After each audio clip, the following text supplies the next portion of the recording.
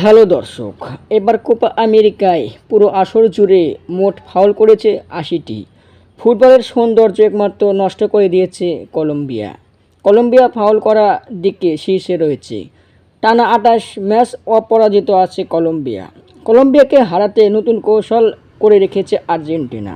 দর্শক, গতবারের বিশ্বকাপে আর্জেন্টিনার কাছে হেরেছিল কলম্বিয়া।